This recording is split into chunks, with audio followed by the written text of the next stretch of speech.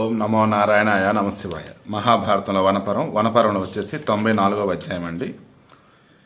లోమశ మహర్షి అంటే యుధిష్ఠిరుడు కలుగుతున్నాడు. లోమశ మహర్షి, నాకు తెలిసినంత వరకు నేను సాత్విక గుణహీనుణ్ణి కాను. ఆయన దుఃఖ పరంపరను పొందాను. నా వలె ఇలాంటి దుఃఖాలు పొందిన వారు ఇతరులు రాజులెవరు ఉండరేమో.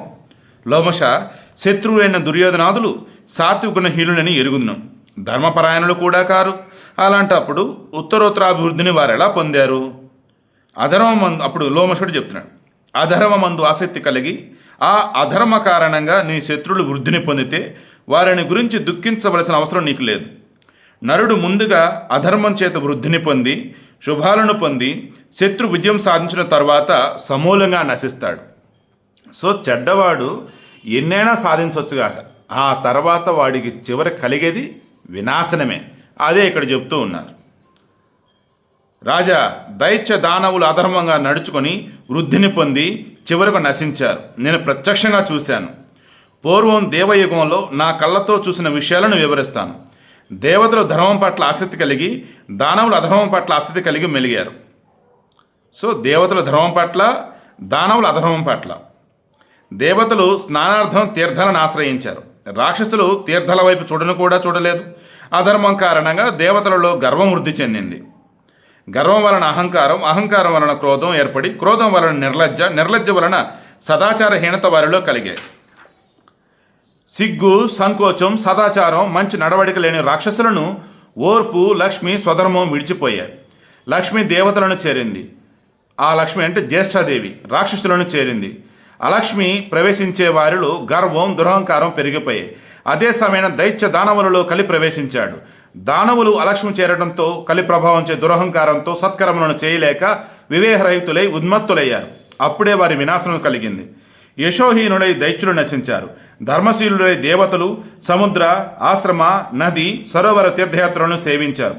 ఆ ప్రదేశాల్లో వారు తపస్సు, యజ్ఞాలు, దానాలు చేయటం చేత మహాత్ముల ఆశీర్వాదంతో పాపాల నుంచి విముక్తులయ్యి శుభాలలో భాగస్వాములయ్యారు. ఉత్తమ నియమాలతో దేవతలు తీర్థయాత్రలు సాగించి ప్రతిగ్రహణ లేకుండా తీర్థ సంచారం చేశారు. ఉత్తమైశ్వర్యాదులను పొందారు. ధర్మాన్ని అనుసరించి రాజుల పరిపాలన సాగిస్తే వారి రాజ్యం అభివృద్ధి చెంది శత్రువులు నశిస్తారు. కావున ఈ విధంగా సోదరులతో తీర్థయాత్రల్లో స్నానాలు ఆచరించి నీవు పోయిన రాజ్యలక్ష్మిని తిరిగి పొందుతావు. రాజేంద్ర, ఇది అత్యుత్తమైనటువంటి సనాతన మార్గం. నృగమహారాజు, ఉషినరపుత్రుడు, శిభి, భగీరథుడు, గయుడు, పూరుడు, పురూరవుడు, వసుమనుడు తపస్సును ఆచరిస్తూ తీర్థయాత్రలను సాగించి మహాత్ముల దర్శనం చేసి పవిత్రులయ్యి కీర్తి, గొప్ప ధనం సంపాదించారు. అలాగే నీవు కూడా తీర్థయాత్రలచే పొందిన పుణ్యం కారణంగా అధిక సంపదలు పొందుతావు. పుత్ర బంధు సేవక సహితుడైనటువంటి ఇక్ష్వాకు మహారాజు, ముచుకుందుడు, మాందాత, మరుత్తుడు పుణ్యకీర్తులను ఆర్జించి దేవతల, దేవర్షుల అనుగ్రహంతో కీర్తి, ఐశ్వర్యం సంపాదించారు. అదేవిధంగా నీవు కూడా కీర్తి ప్రతిష్టలను, ధనాన్ని సాధిస్తావు. ధృతరాష్ట్రుని పుత్రుడు దుర్యోధనాదులు పాపమోహ వశులై దైత్యుల వలె నశిస్తారు.